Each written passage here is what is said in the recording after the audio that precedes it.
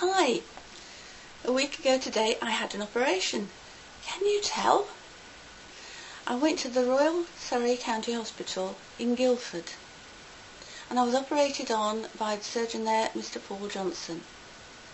Now, the reason I needed an operation was that my jaw was badly distorted and out of line, and I needed my chin set back. Mr. Johnson is an excellent surgeon with years and years of experience in this. He does several of these kinds of operations every week, and he did a fantastic job. I've seen the x-rays that were taken while I was still in theatre, just after the operation, and it is clear that not only had he put the jaw beautifully in line for the first time since I was a teenager, but also he put the chin exactly where I wanted it, a very pretty position. Thank you, Mr. Johnson, you did a fantastic job. However, from there the story goes terribly downhill. The anaesthetist, as usual, had given me too much anaesthetic, I think. Anyway, I didn't wake up till 4 hours after the operation, and when I did wake up, I was back in the main ward. Now, I was lying face down in my bed. I'd rolled over and no one had turned me back. Not only that, but the drip that I'd been connected to, the bag was not hung up. I later found out it was actually in the bed with me underneath my leg. Not only that, but I didn't know I had not been given any anti-inflammatory drugs to prevent swelling, or anything to stop the bruising, or anything to stop the pain. So after 2 hours of lying face down like this, you can imagine the state I was in. Of course, I couldn't see that. When I wake up, I was just aware of how much pain and discomfort I was actually in. When I did wake up, though, my attention was diverted elsewhere. There was a very poorly, very ill patient on the bed in the ward nearby.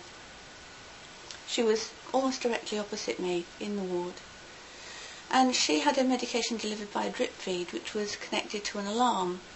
It was hypersensitive. Every time she moved even slightly, this alarm went off. Most of the time the nurses didn't come to answer it. When they did, it took them ages to reset it, and the noise was a constant disruption. It prevented me sleeping, prevented me resting. It was driving me out of my mind. I begged and pleaded, could they perhaps turn it off, since it obviously wasn't working right? Could they reduce the volume? Could they move me somewhere quiet? All of these were refused, and actually I was treated with great rudeness and derision. The nurses, or rather the senior nurse, was so sarcastic that I ended up sitting on the floor in the corridor, holding my drip bag and trying to get simply away from the noise. It was awful. Of course, all this, and I had difficulty in speaking with a broken jaw and a sore throat.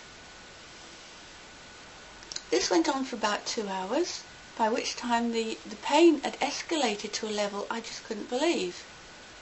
I couldn't understand what was hurting so much, because I assumed it already had some painkilling medication, so I asked for some more. The junior nurse went off to fetch the senior nurse in order to give it. She never came. 2 hours later, and after repeated requests, she still hadn't come. Eventually I had a visitor, and he went off to fetch the senior nurse, and then she came back, pretended she'd known nothing about it, and finally gave me some painkillers. By this time, you can imagine the size of the swelling and the extensiveness of the bruising. I still hadn't seen it. I didn't see it till the next day. The alarm continued to go off for the next 24 hours. So I got no rest and no sleep. They refused to move me or do anything about the noise. It was an absolute nightmare. You wouldn't treat a prisoner of war like this. Not only that, but I wasn't fed. I'd been promised a liquid diet, which I needed because obviously I couldn't eat. Never came. I was offered solid food, and I asked for gluten-free. When it came, it wasn't gluten-free. So I starved for the first 24 hours. The only thing I actually got that I could consume was a glass of milk. Absolute nightmare. So for the first 24 hours, I had no rest, no sleep, and no food. For the first 4 hours, I'd been left lying face down on the site of a jaw operation, and I'd been denied painkillers for 6 hours. What a nightmare. Can you imagine? When the surgeon actually came to see me the next day and he took the bandages off, he just couldn't believe it. You could see the shock and horror in his face. And I was just in no fit state to explain what had happened. I'll be able to do that when I see him at the check-in tomorrow. And I most certainly will. But in the meantime, the damage has been done. The extra swelling, bruising and pain are obvious. The bruising extends right down to the breastbone and is aching very badly. The swelling, well, you can imagine how painful that was.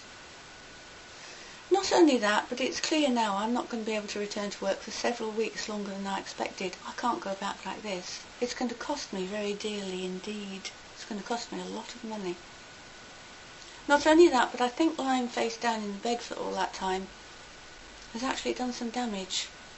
The X-rays showed the chin as being beautifully reset. But now that the swelling is going down, I can feel that there is something not quite right, and there is a hard lump to one side underneath the back of my chin. Goodness knows what that is. Hopefully the surgeon can sort it out for me. All in all, it was a terrible experience. What I'd like to do to you is to say, if you ever have to go for an operation of any kind at the Royal Surrey County Hospital in Guildford, try and avoid going to the Clandon Ward. If you have to go to the Clandon Ward, in fact, if you have to have any operation there, make sure you have a friend or a relative waiting by your bedside when you wake up, no matter what time of day or night it is. They need to be able to look after your interests when you can't. Because, through my experiences, the nurses won't. Make sure that you don't suffer the way I have. Apart from that, thank you, Mr. Johnson. You did a wonderful job. Oh, and Mr. Johnson does operate at other hospitals. So if you'd like to see him, and I can thoroughly recommend him, there are other places you can go to be operated on where hopefully the nurses will be a lot better. If you have to have this, good luck to you.